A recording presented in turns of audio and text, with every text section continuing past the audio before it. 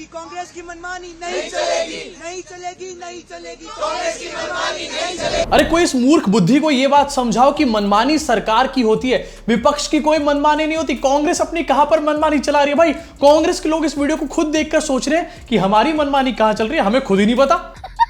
और इस बंदे की बातें इतनी नमूनीपंती वाली हैं कि साइड वाली दीदी भी इसको ऐसा लुक दे रही है कि भाई क्या बोल रही है तू। दोस्तों स्वागत है आप सब लोगों का इस चैनल के एक और नए वीडियो में। ये जो गधों की फौज अभी अभी आपने देखी है, ये कल हमारे सामने निकल कर आई और उसके बाद से हमारे देश में खलबली सी मच चुकी है। ये गधों की फौज कौन सी पार्टी की है, इसको गेस करने के लिए आपको ज्यादा दिमाग लगाना नहीं पड़ेगा, क्योंकि इनकी स्क्रिप्ट जो है काफी घिसी पिटी हो चुकी है। सेम चीज करते हैं हर बार। बीजेपी के आईटी सेलियाओं से जब काम नहीं चला तो बीजेपी ने ऑन ग्राउंड कुछ सो कॉल्ड स्टूडेंट्स को निकालकर भेजा प्रोटेस्ट करने के लिए और ये कहा कि मार्च करके कांग्रेस के ऑफिस तक जाओ। लेकिन बेचारे ये बताना भूल गए कि आखिरकार वो किस लिए मार्च कर रहे हैं। और उसके बाद क्या हुआ? खूब सारा एंटरटेनमेंट। अभी जो दीदी मैंने आपको दिखाई जो साइड में देख रही थी कि क्या बोल रहा है, एक्चुअली में उन्होंने खुद क्या बोला है, रायता फैला करके रख दिया। भैया कांग्रेस को अपोज करने गए थे या फिर डाउरी को जस्टिफाई करने, मुझे समझ में नहीं आ रहा। जरा देखो इसको। कांग्रेस के मैनिफेस्टो के हिसाब से ये चीज हम नहीं कर सकते। अगर हम देखी जाए तो स्त्रीधन जो हमें हमारे एक विवाह के बाद, शादी के बाद एक घर से मिलता है, हम वो चीज़ किसी के साथ क्यों बांटे?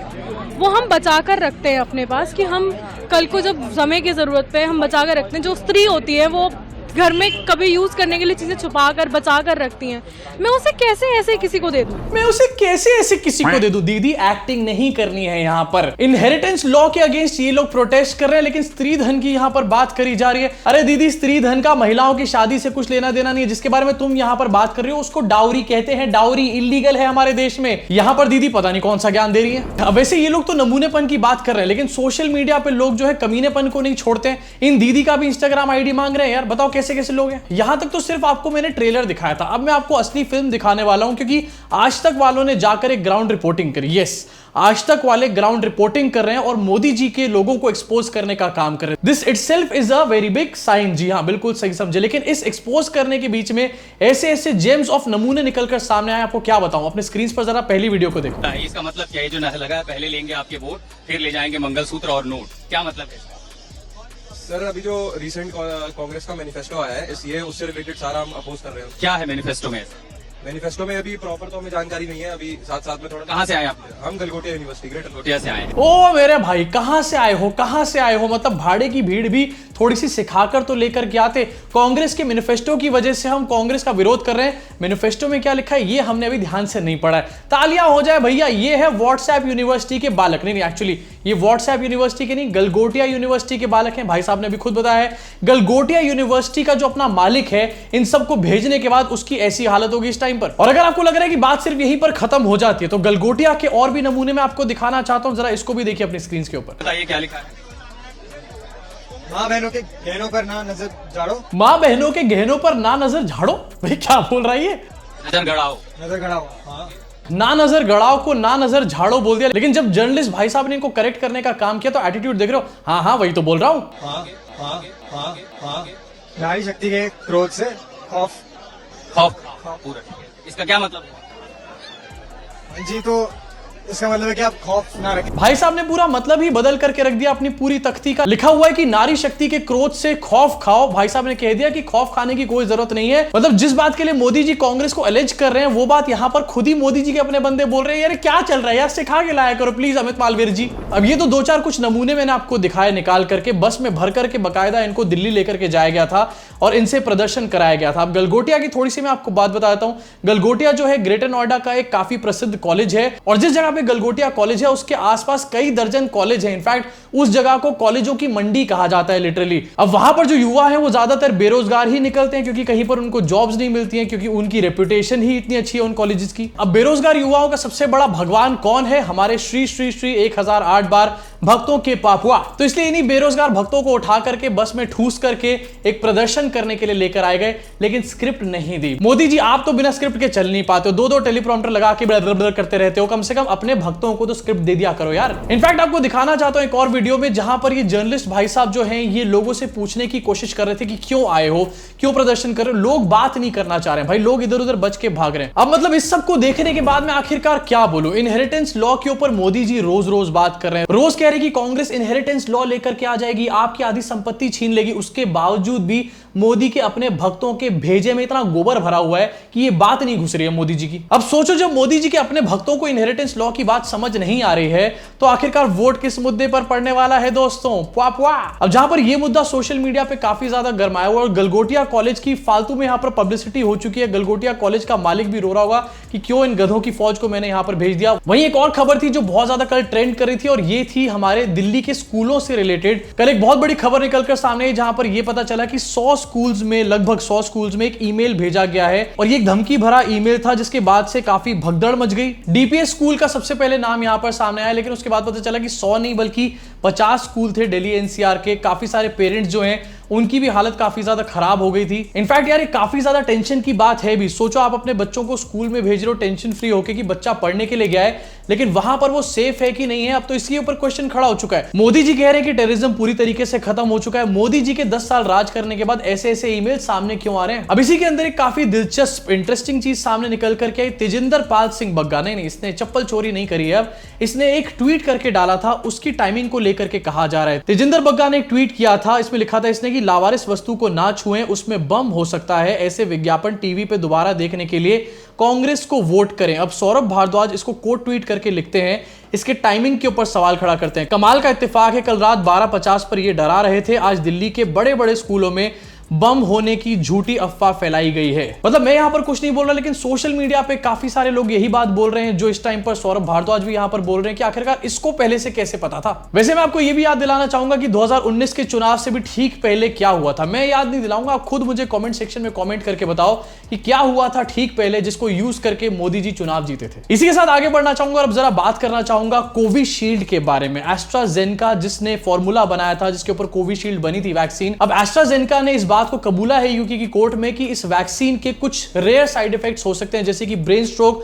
और हार्ट अटैक। और हमने पिछले काफी समय में देखा है कि हार्ट अटैक के केसेस जो है काफी इंक्रीज होते हुए नजर आ रहे हैं। अब ऐसे में हमारे देश की सरकार ने यह बात बोली थी कि हार्ट अटैक के जो केसेस इंक्रीज हो रहे हैं उसका वैक्सीनेशन से कोई भी लेना देना नहीं है, लेकिन लेना देना है और आपको भी दिखाता हूं कैसे। क्योंकि जैसे ये न्यूज सामने निकल कर आई है उसके बाद से जो कोविड के वैक्सीनेशंस थे उसमें से मोदी जी का फेस गायब हो चुका है। मतलब यार कैसे थैंक यू बोले मोदी जी को। मोदी जी को मैं थैंक यू बोलना चाहता था, लेकिन अब मोदी जी का फोटो हटा दिया यहां से तुम लोगों ने। वैसे फोटो हटने का एक और रीजन आपको दिखा देना चाहता हूं। अब सुप्रीम कोर्ट में ये कोविशील्ड का जो मैटर है पूरा पहुंच चुका है और ये मैटर अगर सीजीआई के सामने चला गया तो सीजीआई तो भैया आजकल वैसे ही काफी ज्यादा गुस्से में हाथ धोकर के पीछे पड़े हुए हैं, भाई बुरी तरीके से लंका लगा देंगे अगर कुछ गड़बड़ निकली। इसी के साथ जरा अपनी प्यारी प्यारी मीडिया की बात करना चाहते हैं। सो क्यूट पापुआ के बच्चे आपको दिखाना चाहता हूं। जिस टाइम पर वैक्सीन लगना शुरू हुआ था तो मोदी जी वैक्सीन गुरु थे, लेकिन अब जब ये न्यूज सामने निकल कर आ चुकी है तो हमारी पालकी दीदी हैं, ये कह रही है AstraZeneca vaccine risk of blood clots. और अब जब यहां पर न्यूज बड़ी निकलकर सामने आई है तो मोदी जी की फोटो हटाकर आधार पूना वाला की फोटो लगा दिया। अरे आधार पूना वाले की क्या गलती है यार, अभी तक तो मोदी जी की फोटो लग रहे थे वैक्सीनेशन के ऊपर, मोदी जी को वैक्सीन गुरु कह रहे थे, एकदम से आधार पूना वाला को सामने लेकर के आ गए। उसने तो बेचारे ने इलेक्टोरल बॉन्ड्स तक खरीदे थे, उसको तो माफ कर दो। इसी के साथ आगे बढ़ना चाहता हूं और अब जरा मोदी जी के बारे में इटसेल्फ बात करना चाहते हैं। मोदी जी की भाषणबाजियां चल रही हैं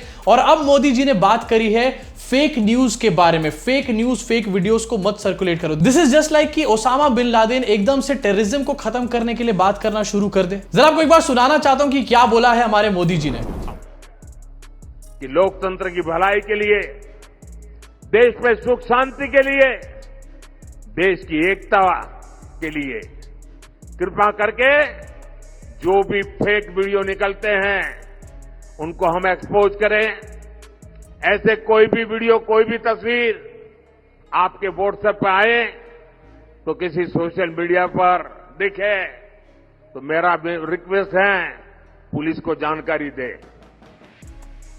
वैसे मोदी जी ने यहां पर कड़ी चेतावनी तो दी है मित्रों, लेकिन मोदी जी ने किसको दी है? अमित मालवीय डर जाएगा, मोदी जी ऐसे मत बोलो। और साथ में यार आपको यह भी दिखाना चाहता हूं कि मोदी जी जो ये भाषण दे रहे हैं यहां पर खड़े होकर, अब मोदी जी ने नया निकाला है। मोदी जी अपने सामने एलईडी लाइट लगा करके भाषण देते हैं। पहले गाड़ी में एलईडी लाइट लेकर के बैठते थे, अब उसी एलईडी लाइट को लेकर के भाषण दे रहे हैं। मतलब एलईडी लाइट से क्या ऑब्सेशन है मुझे समझ में नहीं आ रहा। इसी के साथ मोदी जी ने एक और कमाल का स्टैंड अप कॉमेडियन पीस पेश करा है, आपको दिखाना चाहता हूं। मोदी जी ने रिसेंटली एक इंटरव्यू दिया नेटवर्क 18 को। इसमें उन्होंने कहा कि I challenge Congress party to hold a press conference and say they will restore Article 370. इसमें सबसे बड़ी कॉमेडी की बात यह है कि वो मोदी जी जिन्होंने पिछले 10 साल से एक भी प्रेस कॉन्फ्रेंस नहीं करी है, वो कांग्रेस को चैलेंज दे रहे प्रेस कॉन्फ्रेंस करने के। कौन सा मजाक है भाई?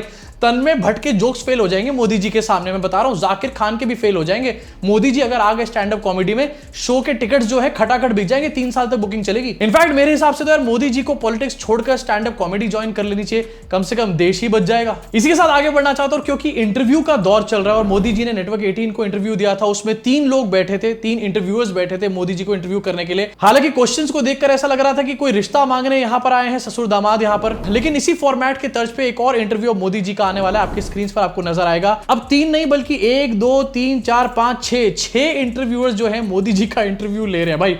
6 या 10 इंटरव्यूज के सामने मोदी जी बैठ जाएंगे, लेकिन प्रेस कॉन्फ्रेंस होल्ड नहीं करेंगे। मोदी जी मैं आपको एक यहां पर सजेशन देना चाहता हूं, प्रेस कॉन्फ्रेंस मत करो, आप गोदी कॉन्फ्रेंस करो। वहां पर 50 गोदी पत्रकारों को बुलाओ। इससे क्या होगा कि आपकी जो इंटरनेशनल डंका बजता रहता है वो भी डंका बजना बंद हो जाएगा, और आपका ये जो बार बार आपको मुंह छुपाना पड़ता है कि प्रेस कॉन्फ्रेंस नहीं करी, प्रेस कॉन्फ्रेंस नहीं करी, इससे भी आपको छुटकारा मिलेगा। इसी के साथ जाते जाते आपको दिखाना चाहता हूं कि स्मृति ईरानी का एक बहुत तगड़ा कॉम्पिटिशन आ चुका है। नहीं, मैं यहां पर कंगना रनौत की बात नहीं कर रहा हूं। कंगना रनौत तो आके जा भी चुकी है ऑलरेडी, उनके बारे में कोई बात नहीं कर रहा, मोदी जी भी उनको भूल चुके हैं। मैं बात कर रहा हूं यहां पर रूपाली गांगुली के बारे में, जो इस टाइम पर अनुपमा सीरियल के लिए काफी ज्यादा फेमस है। पहले भी आती थी, जब हम छोटे छोटे बच्चे थे तब से ये आती हैं सीरियल्स में।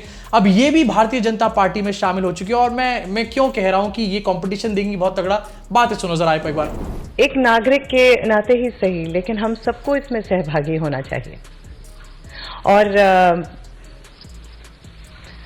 महाकाल और माता रानी का आशीर्वाद है कि मैं अपने कला के माध्यम से कई सारे लोगों से मिलती हूँ, उनके सरोकार होती हूँ। तो जब मैं ये विकास का महायज्ञ देखती हूँ तो ऐसा लगता है क्यों ना मैं भी इसमें सहभागी बनूं। विकास का महायज्ञ, भाई ऐसे ऐसे वर्ड्स, महाकाल, मां शक्ति, विकास का महायज्ञ चल रहा है, मैं भी इसका पार्ट बनना चाहती हूं। ऐसा लग रहा है कि ये जो कुछ वर्ड्स है ना, ये बिगिनर्स किट बन चुके हैं मोदी जी का परम भक्त बनने के लिए। लेकिन इनके वर्ड्स को देखकर, इनके लहजे को देखकर ऐसा लग रहा है कि भैया स्मृति चाची को टफ कंपटीशन मिलने वाला है। शायद इसीलिए स्मृति चाची इस टाइम पर अमेठी में स्कूटी में घूम रही है रात को इधर उधर। इसके बारे में आपका क्या रिएक्शन है? सारी खबरों के बारे में बताना नीचे कॉमेंट सेक्शन में। सिर्फ कॉलेज वाली उस लड़की के ऊपर कमेंट मत करना, मैं तुम्हारे को जानता हूं अच्छे तरीके से। उसका इंस्टाग्राम आईडी कोई नहीं मांगेगा यहाँ पर कमेंट सेक्शन में। अपनी भड़ास को पूरी तरीके से कमेंट सेक्शन में निकाल डालो। और हाँ, अगर आपने चैनल को अभी तक सब्सक्राइब करके बेल आइकन नहीं दबाया है तो ये गलगोटिया के जो नमूने हैं सपने में आएंगे आज रात को, तुरंत दबा दो जल्दी से।